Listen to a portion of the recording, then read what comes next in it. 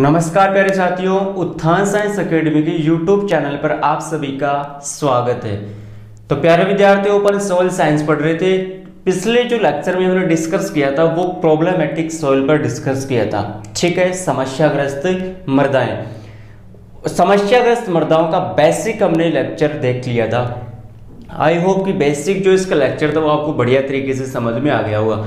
यदि basic lecture आपको समझ में आ गया तो अम्लीय मृदा और क्षारीय मृदा, ठीक है, acidic soil and alkaline soil जो है उनमें आपको कोई प्रॉब्लम्स नहीं होगी। ठीक है, यदि ये वीडियो आप डायरेक्ट ये वीडियो देख रहे हो तो आपकी गलती है। इससे पहले आपको प्रॉब्लमेटिक सॉइल का जो बेसिक वीडियो है वो आपको देखना चाहिए। ठीक है ना, इससे आपको ये वाले वीडियो को समझने में कोई प्रॉब्लम्स नहीं होगी।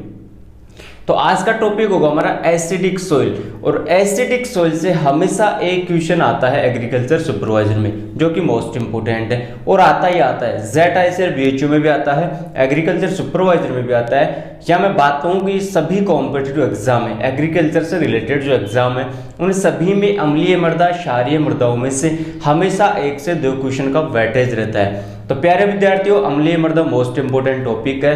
तो स्टार्ट करते हैं आज का सेशन। आज का टॉपिक होगा हमारा एसिडिक सॉइल। आज का टॉपिक है हमारा एसिडिक सॉइल, जिसे अपन क्या कहते हैं, अम्लीय मृदाएं। अम्लीय मृदाएं, अम्लीय मृदाओं से 2 क्वेश्चन आए हुए हैं एग्रीकल्चर सुपरवाइजर 2012 और 2011 में। ठीक है, वो आपको मैं बता दूंगा कि कहां से क्वेश्चन आया हुआ है। तो देखिए प्यारे बच्चों, रटने की कोशिश बिल्कुल भी मत करना, और इनके जो नोट्स हैं वो प्रॉपर आप साथ में बनाते हुए चलिए। ठीक है ना, ताकि आपको कोई प्रॉब्लम्स नहीं होगी। तो देखिए एसिडिक सॉइल, अम्लीय मृदा, सबसे पहले तो हमें ये पता होना चाहिए कि अम्लीय मृदा होती क्या है, इनका निर्माण कैसे हुआ और किन किन क्षेत्रों में ये पाई जाती है। उन क्षेत्रों में पाए जाने का जो मुख्य कारण है वो क्या है, जिसके कारण अम्लीय मृदा बनी, वो यहाँ पर अपन इसकी नॉर्मल, इसका बेसिक पहले अपन जानने की कोशिश करेंगे। तो देखिए प्यारे बच्चों, मैंने पिछले टॉपिक में बात की थी पीएच के बारे में। पीएच के आधार पर अम्लीय मृदा और क्षारीय मृदाओं को हमने डिवाइड किया था। जिसका पीएच मान 7 से कम होता है वो अम्लीय मृदा, जिसका पीएच मान 7 से अधिक होता है वो क्षारीय मृदा। ठीक है, जिसमें H+ आयन की अधिकता होती है वो अम्लीय मृदा, और जिसमें OH- की अधिकता होती है वो क्षारीय मृदा। तो सबसे पहला पॉइंट हमारा क्या होगा, इनमें H+ आयन की सांद्रता, कंसंट्रेशन, सांद्रता को क्या कहते हैं, कंसंट्रेशन अधिक होती है। क्या होती है प्यारे बच्चों, अधिक होती है। ठीक है, नोट कर लीजिएगा, इनमें H+ आयन की सांद्रता अधिक होती है। किन में, अम्लीय मृदाओं में। तो डायरेक्ट क्वेश्चन बन जाता है, ठीक है ना, कि किन मृदाओं में H+ आयन की सांद्रता अधिक होती है, अम्लीय मृदा, क्षारीय मृदा। तो किन में होगी, अम्लीय मृदाओं में। ठीक है ना, तो देखिए आयन कौन सा होगा, H+ आयन, और यहां पर यदि OH- आ जाए प्यारे बच्चों तो कौन सी होगी, वो क्षारीय मृदा होगी। वो कौन सी होगी, क्षारीय। जिसमें OH- की अधिकता होगी वो क्षारीय मृदा, और जिसमें H+ आयन की कंसंट्रेशन ज्यादा होगी वो अम्लीय मृदा। ठीक है, अब देखिए, अब यहां पर पीएच मान मैंने बताया था 0 to 14 तक इसका क्या होता है, पीएच मीटर होता है। तो इनका पीएच मान क्या होगा, इनका पीएच मान लेस देन 7 होता है, 7 से कम होता है। क्या होता है, लेस देन 7, मतलब पीएच मान 7 से कम होगा वो अम्लीय मृदा, और जिनका पीएच मान 7 से अधिक होगा वो क्षारीय मृदा। ठीक है मेरे बच्चों, पीएच की खोज किसने की थी, मैंने बता दिया था, सोरेनसन ने की थी 1909 में। तो जिनमें H+ आयन की सांद्रता अधिक होती है और OH- आयन की कंसंट्रेशन कम होती है, वे मृदाएं क्या कहलाती है, अम्लीय मृदाएं कहलाती है। काफी बार आपको डेफिनेशन देके भी मृदा का नाम पूछ लेगा। जिनमें H+ आयन की सांद्रता अधिक होती है और OH- की कंसंट्रेशन कम होती है, वे मृदाएं कौन सी मृदाएं कहलाती है। तो वो कौन सी मृदाएं होगी, केवल और केवल एसिडिक सॉइल। ठीक है बच्चों, नेक्स्ट देखिए, पीएच मान 7 से क्या हो रहा है, कम हो रहा है। तो ये क्या हो गया, बेसिक इसका नॉलेज हो गया। अब देखते हैं कि इसमें जो अम्लीय मृदाएं बनी, ठीक है ना, अम्लीय मृदाएं बनी वो क्यों बनी, कैसे बनी, इसका जो मेन रीजन है वो अपन यहां पर देखने की कोशिश करेंगे। तो देखिए अम्लीय मृदा में जो पहला वर्ण है वो क्या है, ए। पहला वर्ण क्या है ए, तो ए बराबर ए, ए बराबर ए का मतलब क्या हुआ, ऐसे तो हो गया अम्लीय मृदा, ऐसे तो क्या हो गया अम्लीय मृदा, और ऐसे क्या हो गया अधिक वर्षा, अधिक वर्षा, अधिक वर्षा वाले क्षेत्र। तो समझ गए कि प्यारे बच्चों ए बराबर ए का मतलब हुआ कि अम्लीय मृदाओं का निर्माण कहां पर होगा, जहां पर वर्षा क्या होगी अधिक होगी, जहां पर वर्षा क्या होगी अधिक होगी। और ये क्वेश्चन एग्रीकल्चर सुपरवाइजर 2012 में आया हुआ है, एग्रीकल्चर सुपरवाइजर 2012 में आया हुआ है कि अम्लीय मृदा बनने के लिए मुख्य कारण कौन सा है, अम्लीय मृदा बनने के लिए मुख्य कारण कौन सा है, तो वो कौन सा होगा अधिक वर्षा। एग्रीकल्चर सुपरवाइजर 2012 में आया हुआ है। ठीक है प्यारे बच्चों, अब देखिए फिर इसमें क्या देखेंगे कि अधिक वर्षा हुई जिन क्षेत्रों में, अब क्षेत्रों की भी अपन इसके बाद पॉइंट टू पॉइंट बात करेंगे कि किन क्षेत्रों में अधिक वर्षा होती है। अब यहां पर अपन पहले देखेंगे कि अधिक वर्षा हुई, तो अधिक वर्षा से फिर अम्लीय मृदा का निर्माण कैसे हुआ। वर्षा तो सभी जगह होती है नॉर्मल, लेकिन क्षेत्रों की बात करें जहां पर पर्टिकुलर वर्षा कैपेसिटी से भी अधिक होती है, जैसे अपने राजस्थान में तो कम होती है वर्षा, लेकिन राजस्थान में भी ऐसे बहुत सारे क्षेत्र हैं जहां पर वर्षा बहुत अधिक मात्रा में होती है। तो वर्षा में क्या होता है, पानी एक जगह गड्ढे में भर जाएगा, ठीक है, वर्षा अधिक हो रही है तो पानी क्या हो जाएगा वहां पर भर जाएगा, ठीक है ना, काफी दिनों तक नहीं निकलेगा। ओके गाइस, ये नहीं निकल रहा प्यारे बच्चों, ये नहीं निकल रहा, तो क्या होगा, अब मृदा में क्या होते हैं, मृदा में क्या उपस्थित होते हैं कोलाइड्स, मृदा में क्या उपस्थित होते हैं, ये मोस्ट इंपोर्टेंट है बच्चों, प्यारे ध्यान से सुनना, मृदा कोलाइड्स, मृदा में क्या उपस्थित होते हैं प्यारे बच्चों, मृदा कोलाइड्स उपस्थित होते हैं। अब ये मृदा कोलाइड्स क्या करेंगे, हाइड्रोजन आयन, अब क्या करेगा, जल में क्या अधिक वर्षा हो रही है तो वर्षा में क्या उपस्थित है जल, और जल का सूत्र क्या होता है H2O, तो यहां पर हाइड्रोजन प्लस क्या होगा, हाइड्रोजन प्लस क्या करेगा, जो मृदा कोलाइड है, ये सभी क्या है मृदा कोलाइड, इन मृदा कोलाइड पर क्या करेगा, ये इनको इन पर क्या हो जाएगा अटैक कर देगा, या फिर इन पर ये बैठ जाएगा, सीधे सीधे बात करें तो इन पर क्या हो जाएगा, ये बैठ जाएगा, ठीक है। फिर क्या हुआ इससे, अब ये क्या करेगा, मृदा में क्या उपस्थित है कैल्शियम और मैग्नीशियम, मृदा में क्या उपस्थित है कैल्शियम और मैग्नीशियम, मृदा में कैल्शियम और मैग्नीशियम उपस्थित है, तो हाइड्रोजन आयन क्या करेगा, इन दोनों आयनों को क्या कर देगा, विस्थापित कर देगा, इन दोनों आयनों को क्या कर देगा प्यारे बच्चों, विस्थापित कर देगा। और विस्थापित करने के बाद किसका यहाँ पर राज्य हो जाएगा, जैसे कहते हैं ना यहाँ पर सिर्फ मेरा राज चलेगा, पहले हिस्ट्री में चलता है जैसे राजा महाराजा थे पहले, ठीक है ना, तो एक किले को जीतकर वो अपना वहां पर क्या कर लेते, अपना स्थान, ठीक है ना, निर्धारित कर लेते थे कि ये किला सिर्फ और मेरा होगा क्योंकि मैंने युद्ध में जीतकर इसको विजय प्राप्त की है, ठीक है। तो ऐसे ही हाइड्रोजन क्या करेगा, इस पर अटैक करेगा, किस पर, कैल्शियम और मैग्नीशियम आयन पर, तो क्या होगा, ये दोनों आयन विस्थापित हो जाएंगे और यहां पर सिर्फ और सिर्फ किसका काम होगा, हाइड्रोजन का, ठीक है ना, इन दोनों को तो ये विस्थापित कर दिया और यहां पर सिर्फ और सिर्फ कौन सा आयन प्रेजेंट होगा, हाइड्रोजन प्लस।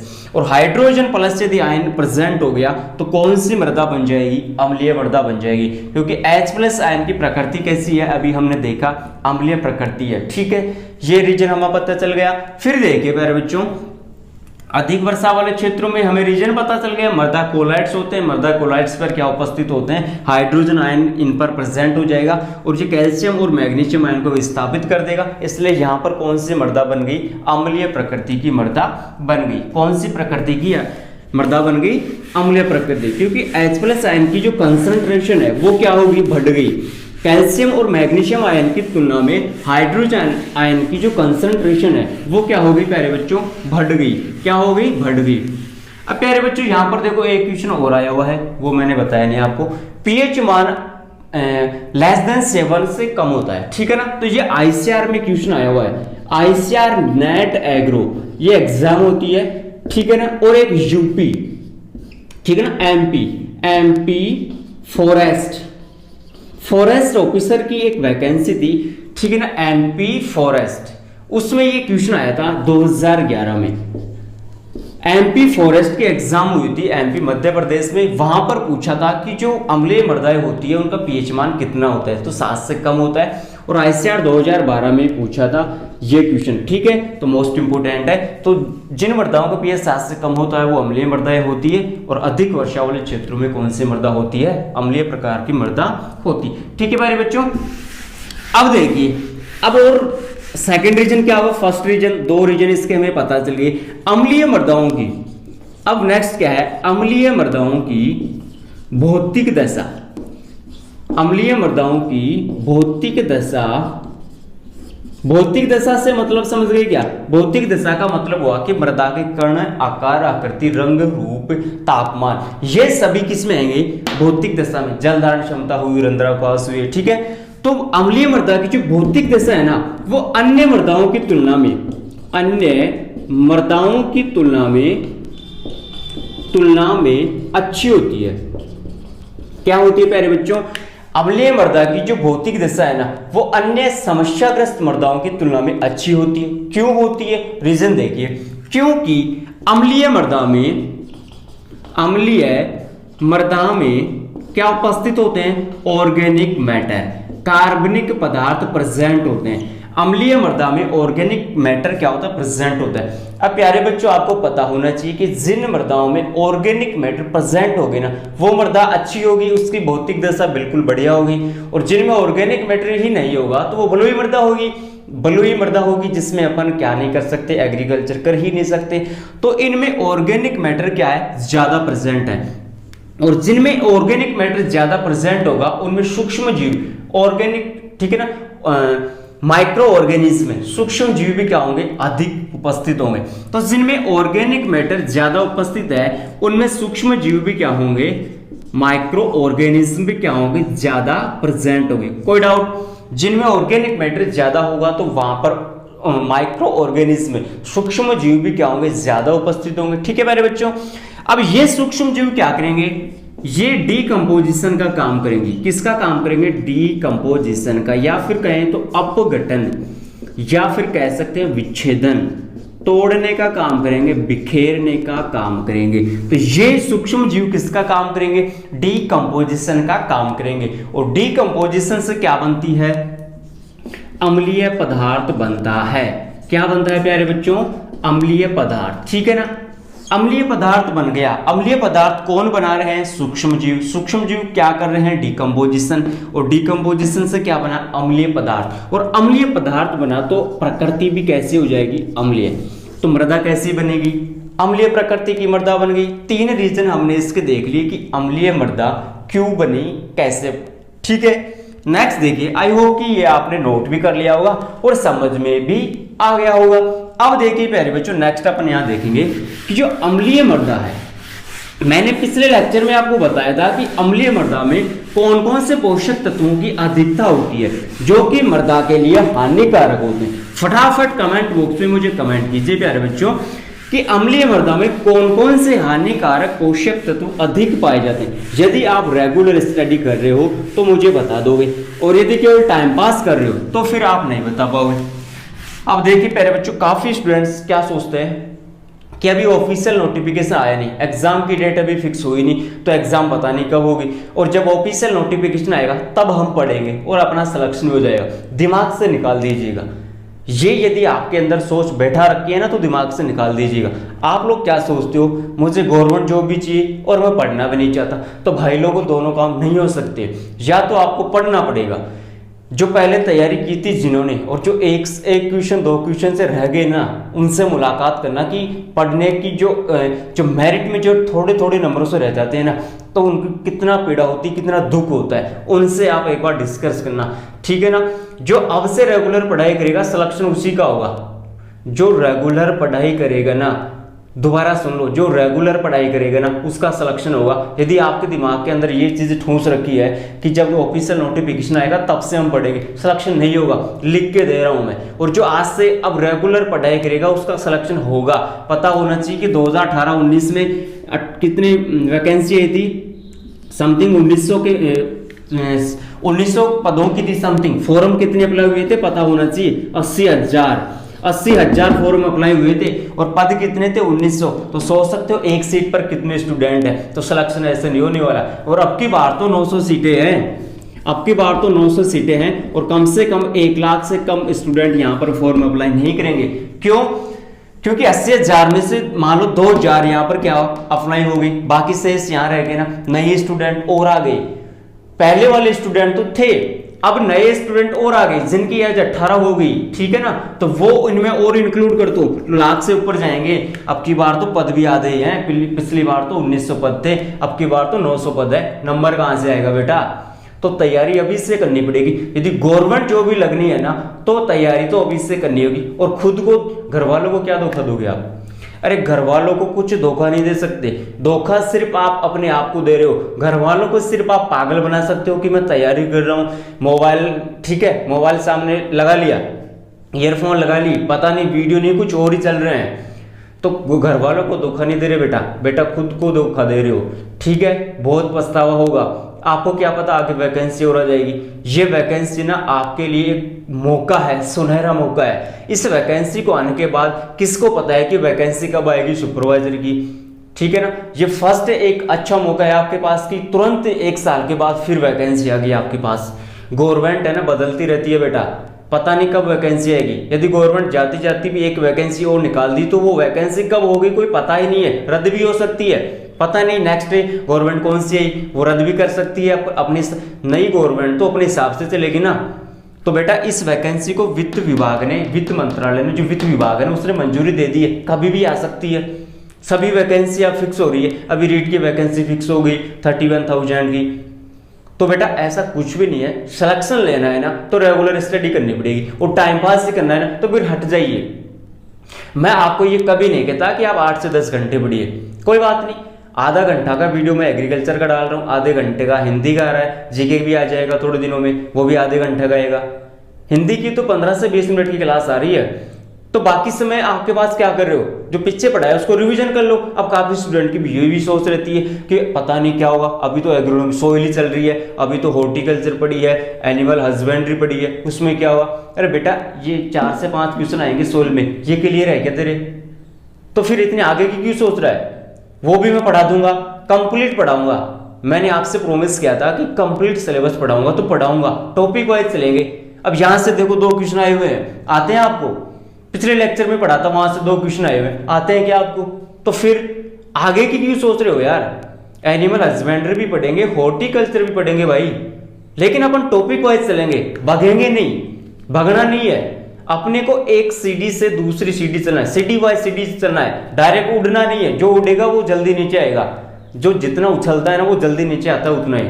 तो ऐसा नहीं करना, अपन धीरे धीरे चलेंगे, टॉपिक वाइज चलेंगे, पॉइंट वाइज चलेंगे, हर चीज हमें क्लियर होनी चाहिए, तब जाकर सिलेक्शन होगा। अब की बार 80% गई थी सुपरवाइजर की, 80%, ठीक है ना। अब की बार कितनी जाएगी पता है क्या? पद भी कम है और वैकेंसी, इसमें फॉर्म भी ज्यादा अप्लाई होंगे, तो सोच सकते हो बहुत हार्ड कंपटीशन हो गया है भाई। पढ़ना पड़ेगा, पढ़ने के अलावा कुछ भी नहीं है। टाइम पास बहुत कर लिया, लॉकडाउन का सहारा दो, क्या करोगे? ये बहाना है लॉकडाउन का, कोरोना आपके पीछे भग रहा है क्या? बस थोड़ी सिक्योरिटी रखो, क्या टेंशन है? तो पढ़ो, कोई टेंशन नहीं है, कोई भी प्रॉब्लम हो हमें बोलो, हम आपके साथ हमेशा रहेंगे भाई, हमेशा आपके साथ है। पढ़ना आपको पड़ेगा, सिलेक्शन आपको लेना पड़ेगा। हम केवल आपको वीडियो प्रोवाइड करवा सकते हैं, बेस्ट से बेस्ट आपको मैं दे रहा हूं।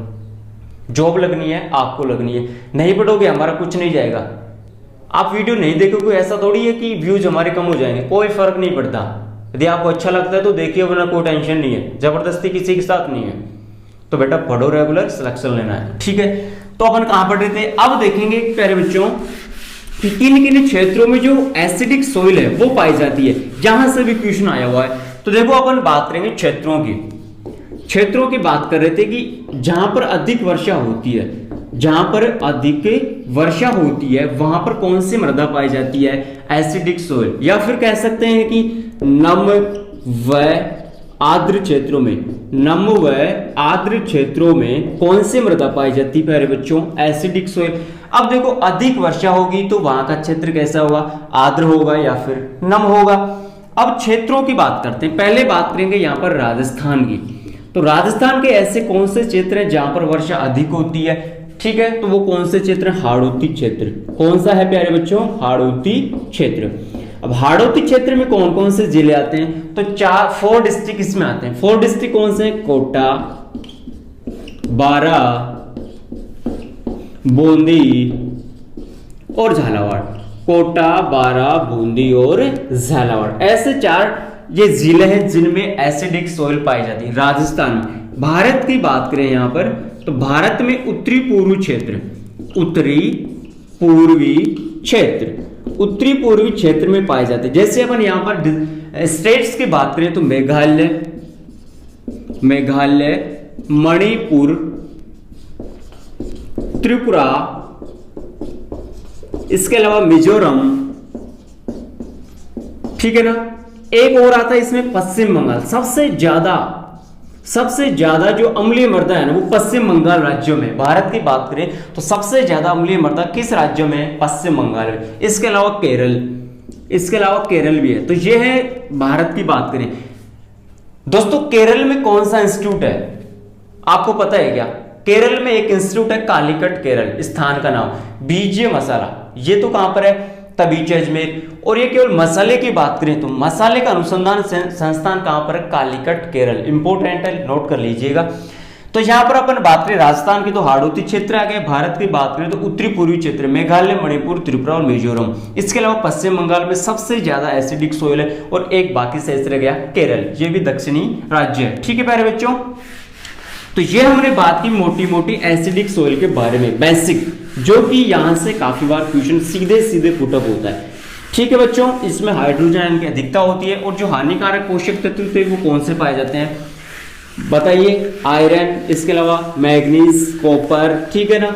बाकी आप बता दीजिए, पिछले लेक्चर में मैंने आपको बताया था। तो ये तो होगी नॉर्मल बेसिक, किसकी, एसिडिक सोइल के बारे में हमने डिस्कस किया। अब देखिए बच्चों, यहां पर जो एसिडिक सोइल है, एसिडिक सोइल, इसके 2 टाइप्स है। कितने? 2 टाइप्स। कौन कौन से हैं? फर्स्ट है सक्रिय। फर्स्ट कौन सी है? सक्रिय, एक्टिव सोइल, एक्टिव, ठीक है। सेकंड है संचित, पोटेंशियल। सेकंड कौन सी है? संचित, और इसको क्या कहते हैं? पोटेंशियल। प्यारे बच्चों, एसिडिक सोइल 2 टाइप्स की होती है। फर्स्ट है सक्रिय सोइल, एक्टिव सोइल कह दिया, सॉरी, सक्रिय मृदा जिसे क्या कहते हैं? Active soil. सेकंड है संचित मृदा जिसको क्या कहते हैं? Potential soil. ठीक है, अब देखो सक्रिय और संचित में क्या है। अब देखो सक्रिय का मतलब एक्टिव है, ये एक जगह नहीं रुकेगी, ये हमेशा चलती रहेगी। तो इसको हमने क्या नाम दे दिया? अस्थायी। और इसको क्या दे दिया नाम? स्थायी। ठीक है प्यारे बच्चों, इसको क्या कह दिया? अनारक्षित, और इसको क्या कह दिया? आरक्षित।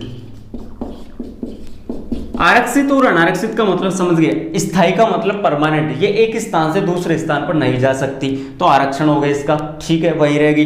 अस्थायी का मतलब ये चल फिर सकती है, तो क्या कह दिया? अनारक्षित। ठीक है प्यारे बच्चों, अब सक्रिय और संचित में फर्क क्या होता है? सक्रिय का मतलब होता है कि ये मृदा कण इसमें क्या होते हैं? अवशोषित या फिर अधिशोषित। मृदा कण क्या होते हैं इसमें? अधिशोषित, और इनमें क्या होता है? अवशोषण। ठीक है प्यारे बच्चों, इनमें जो मृदा कण होते हैं सक्रिय में तो होता है अधिशोषित हो जाते हैं, और संचित मृदा में इनका क्या हो जाता है? अवशोषण। ठीक है, 2 टाइप्स की होती है, सक्रिय मृदा एंड संचित मृदा। इसको कहते हैं अस्थायी या फिर अनारक्षित, इसको कहते हैं स्थायी या आरक्षित। इनमें अवशोषण होता है और उनमें अधिशोषित, जो भी इसमें कण पाए जाते हैं। ठीक है प्यारे बच्चों, जैसे अभी हमने बात की एल्यूमिनियम, आयरन, मैग्नीज, कॉपर, ये इनमें हानिकारक पोषक तत्व पाए जाते हैं। तो इनका तो क्या होता है? अधिशोषण, और यहाँ पर क्या होता है? अवशोषण। तो प्यारे बच्चों, ये हमने बात की एसिडिक सोइल के बारे में, इसका टाइप्स के बारे में और इसकी नॉर्मल बेसिक के बारे में। नेक्स्ट लेक्चर में अपन बात करेंगे इसके जो उपाय है, एक तो किन किन कारणों से अम्लीय मृदा का निर्माण हुआ, जैसे पैतृक पदार्थ हुए, अम्लीय उर्वरकों का अधिक प्रयोग करते हैं। ठीक है, क्षारीय जो तत्व है उनकी कमी पाई जाती है, कुछ सूक्ष्म जीवों की प्रकृति होती है, तो इनके कारण तो ये क्या होती है? मृदा बनती है। फिर इनके सुधार के बारे में बात करेंगे कि अम्लीय मृदाओं का जो सुधार है वो किससे किया जाता है? तो चूना पदार्थ से किया जाता है। ये अपन नेक्स्ट लेक्चर में बात करेंगे। फर्स्ट लेक्चर आपको कैसा लगा आप कमेंट बॉक्स में कमेंट करके जरूर बताइए। ठीक है बच्चों, थैंक यू।